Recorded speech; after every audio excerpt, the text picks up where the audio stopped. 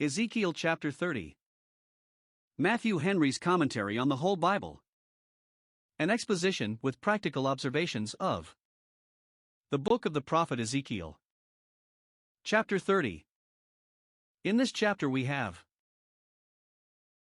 1. A continuation of the prophecy against Egypt, which we had in the latter part of the foregoing chapter, just before the desolation of that once flourishing kingdom was completed by Nebuchadnezzar, in which is foretold the destruction of all her allies and confederates, all her interests and concerns, and the several steps which the king of Babylon should take in pushing on this destruction, verses 1 to 19. 2. A repetition of a former prophecy against Egypt, just before the desolation of it begun by their own bad conduct, which gradually weakened them and prepared the way for the king of Babylon, verses 20 to 26. It is all much to the same purport with what we had before. Ezekiel 30 verses 1 to 19. The prophecy of the destruction of Egypt is here very full and particular, as well as, in the general, very frightful. What can protect a provoking people when the righteous God comes forth to contend with them? 1. It shall be a very lamentable destruction, and such as shall occasion great sorrow. Verse 2. 3. Hallelujah. You may justly shriek now that it is coming, for you will be made to shriek and make hideous outcries when it comes. Cry out, woe worth the day! Or ah the day! Alas because of the day! The terrible day! Woe and alas! For the day is near, the day we have so long dreaded, so long deserved. It is the day of the Lord, the day in which he will manifest himself as a God of vengeance. You have your day now, when you carry all before you and trample on all about you, but God will have his day shortly, the day of the revelation of his righteous judgment. Psalm 37 verse 13. It will be a cloudy day, that is, dark and dismal, without the shining forth of any comfort, and it shall threaten a storm fire and brimstone and a horrible tempest. It shall be the time of the heathen, of reckoning with the heathen for all their heathenish practices, that time which David spoke of when God would pour out his fury upon the heathen. Psalm 79 verse 6, when they should sink. Psalm 9 verse 15. 2. It shall be the destruction of Egypt, and of all the states and countries in confederacy with her, and in her neighborhood. 1. Egypt herself shall fall, verse for the sword shall come upon Egypt, the sword of the Chaldeans, and it shall be a victorious sword, for the slain shall fall in Egypt, fall by it, fall before it. Is the country populous? They shall take away her multitude. Is it strong and well fixed? Her foundation shall be broken down, and then the fabric, though built ever so fine, ever so high, will fall of course. 2. Her neighbors and inmates shall fall with her. When the slain fall so thickly in Egypt, great pain shall be in Ethiopia, both that in Africa, which is in the neighborhood of Egypt on one side, and that in Asia, which is near to it on the other side. When their neighbor's house was on fire, they could not but apprehend their own in danger, nor were their fears groundless, for they shall all fall with them by the sword. Verse 5. Ethiopia and Libya, Cush and Phut, so the Hebrew names are two of the sons of Ham who are mentioned, and Mizraim, that is, Egypt, between them, Genesis 10 verse 6, and the Lydians, who were famous archers, and are spoken of as confederates with Egypt, Jeremiah 46 verse 9, these shall fall with Egypt and Chub, the Chaldeans, the inhabitants of the inner Libya. These and others were the mingled people. There were those of all these and other countries who upon some account or other resided in Egypt, as did also the men of the land that is in league, some of the remains of the people of Israel and Judah, the children of the covenant, or league, as they are called, Acts 3 verse 25, the children of the promise, Galatians 4 verse 28. These sojourned in Egypt contrary to God's command, and these shall fall with them. Note, those that will take their lot with God's enemies shall have their lot with them, yea, though they be in profession the men of the land that is in league with God. 3. All that pretend to support the sinking interests of Egypt shall come down under her, shall come down with her. Verse 6. Those that uphold Egypt shall fall, and then Egypt must fall of course. See the justice of God. Egypt pretended to uphold Jerusalem when that was tottering, but proved a deceitful reed, and now those that pretended to uphold Egypt shall prove no better. Those that deceive others are commonly paid in their own coin, they are themselves deceived. 1. Does Egypt think herself upheld by the absolute authority and dominion of her king? The pride of her power shall come down. Verse 6. The power of the king of Egypt was his pride, but that shall be broken and humbled. 2. Is the multitude of her people her support? These shall fall by the sword, even from the tower of Syene, which is in the utmost corner of the land, from that side of it by which the enemy shall enter. Both the countries and the cities, the husbandmen and the merchants, shall be desolate, verse 7, as before, chapter 29 verse 12. Even the multitude of Egypt shall be made to cease, verse 10. That populous country shall be depopulated. The land shall be even filled with the slain, verse 11. 3. Is the river Nile her support, and are the several channels of it a defense to her? I will make the rivers dry, verse 12, so that those natural fortifications which were thought impregnable because impassable shall stand them in no stead. 4. Are her idols a support to her? They shall be destroyed, those imaginary upholders shall appear more than ever to be imaginary, for so images are when they pretend to be deliverers and strongholds, verse 13. I will cause their images to cease out of Noph. 5. Is her royal family her support? There shall be no more a prince in the land of Egypt, the royal family shall be extirpated and extinguished which had continued so long. 6. Is her courage her support, and does she think to uphold herself by the bravery of her men of war, who have now of late been inured to service? That shall fail, I will put a fear in the land of Egypt. 7. Is the rising generation her support? Is she upheld by her children, and does she think herself happy because she has her quiver full of them? Alas! The young men shall fall by the sword, verse 17, and the daughters shall go into captivity, verse 18, and so she shall be robbed of all her hopes. For God shall inflict these desolating judgments on Egypt, verse 8. They shall know that I am the Lord, and greater than all gods, than all their gods, when I have set a fire in Egypt.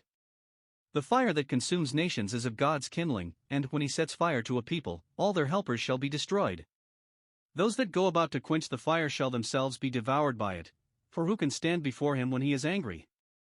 When he pours out his fury upon a place, when he sets fire to it, verses 15 and 16, neither its strength nor its multitude can stand it in any stead. The king of Babylon and his army shall be employed as instruments of this destruction. The multitude of Egypt shall be made to cease, and be quite cut off by the hand of the king of Babylon, verse 10. Those that undertook to protect Israel from the king of Babylon shall not be able to protect themselves. It is said of the Chaldeans, who should destroy Egypt. 1. That they are strangers, verse 12, who therefore shall show no compassion for old acquaintance Sake, but shall behave strangely towards them. 2. That they are the terrible of the nations, verse 11, both in respect of force and in respect of fierceness, and, being terrible, they shall make terrible work. 3. That they are the wicked, who will not be restrained by reason and conscience, the laws of nature or the laws of nations, for they are without law. I will sell the land into the hand of the wicked. They do violence unjustly, as they are wicked, yet, so far as they are instruments in God's hand of executing his judgments, it is on his part justly done.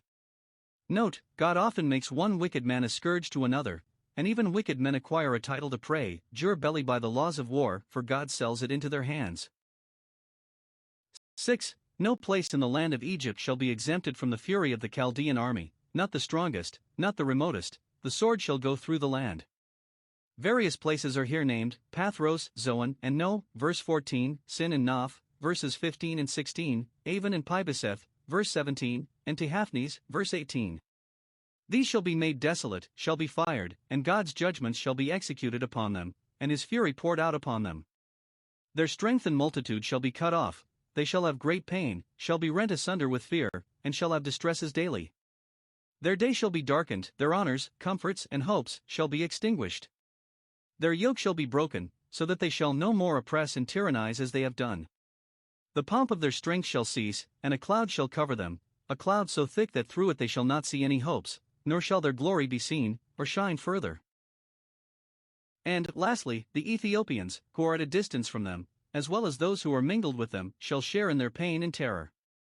God will by his providence spread the rumor, and the careless Ethiopians shall be made afraid, verse 9. Note, God can strike a terror upon those that are most secure, fearfulness shall, when he pleases, surprise the most presumptuous hypocrites.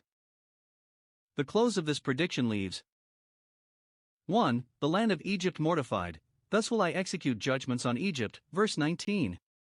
The destruction of Egypt is the executing of judgments, which intimates not only that it is done justly, for its sins, but that it is done regularly and legally, by a judicial sentence. All the executions God does are according to his judgments.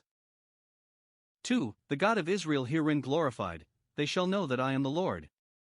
The Egyptians shall be made to know it, and the people of God shall be made to know it better. The Lord is known by the judgments which he executes. Ezekiel 30 verses 20 to 26. This short prophecy of the weakening of the power of Egypt was delivered about the time that the army of the Egyptians, which attempted to raise the siege of Jerusalem, was frustrated in its enterprises, and returned reinfected without accomplishing their purpose, whereupon the king of Babylon renewed the siege and carried his point. The kingdom of Egypt was very ancient, and had been for many ages considerable. That of Babylon had but lately arrived at its great pomp and power, being built upon the ruins of the kingdom of Assyria. Now it is with them as it is with families and states. Some are growing up, others are declining and going back. One must increase and the others must of course decrease. 1. It is here foretold that the king of Egypt shall grow weaker and weaker. The extent of his territory shall be abridged, his wealth and power shall be diminished, and he shall become less able than ever to help either himself or his friend. 1. This was in part done already. Verse 21. I have broken the arm of Pharaoh, some time ago. One arm of that kingdom might well be reckoned broken when the king of Babylon routed the forces of Pharaoh Necho at Carchemish, Jeremiah 46 verse 2, and made himself master of all that pertained to Egypt from the river of Egypt to Euphrates, 2 Kings 24 verse 7. Egypt had been long in gathering strength and extending its dominions, and therefore, that there may be a proportion observed in providence, it loses its strength slowly and by degrees. It was soon after the king of Egypt slew good King Josiah, and in the same reign, that its arm was thus broken, and it received that fatal blow which it never recovered. Before Egypt's heart and neck were broken its arm was. God's judgments come upon a people by steps, that they may meet him repenting. When the arm of Egypt is broken it shall not be bound up to be healed, for none can heal the wounds that God gives, but he himself. Those whom he disarms, whom he disables, cannot again hold the sword. 2. This was to be done again. One arm was broken before, and something was done towards the setting of it, towards the healing of the deadly wound that was given to the beast. But now, verse 22, I am against Pharaoh, and will break both his arms, both the strong, and that which was broken and set again. Note, if less judgments do not prevail to humble and reform sinners, God will send greater. Now God will cause the sword to fall out of his hand, which he caught hold of as thinking himself strong enough to hold it. It is repeated, verse 24, I will break Pharaoh's arms. He had been a cruel oppressor to the people of God formerly, and of late the staff of a broken rod to them, and now God by breaking his arms reckons with him for both. God justly breaks that power which is abused either to put wrongs upon people, or to put cheats upon them. But this is not all. 1. The king of Egypt shall be dispirited when he finds himself in danger of the king of Babylon's forces, he shall groan before him with the groaning of a deadly wounded man. Note, it is common for those that are most elated in their prosperity to be most dejected and disheartened in their adversity. Pharaoh, even before the sword touches him, shall groan as if he had received his death's wound. 2. The people of Egypt shall be dispersed, verse 23, and again verse 26 I will scatter them among the nations. Other nations had mingled with them, verse 5, now they shall be mingled with other nations, and seek shelter in them, and so be made to know that the Lord is righteous. 2. It is here foretold that the king of Babylon shall grow stronger and stronger, verses 24 and 25. It is said and repeated that God will 1. Put strength into the king of Babylon's arms, that he may be able to go through the service he is designed for. 2. That he will put a sword, his sword, into the king of Babylon's hand, which signified his giving him a commission and furnishing him with arms for carrying on a war, particularly against Egypt. Note, as judges on the bench, like Pilate, John 19 verse 11, so generals in the field, like Nebuchadnezzar, have no power but what is given them from above.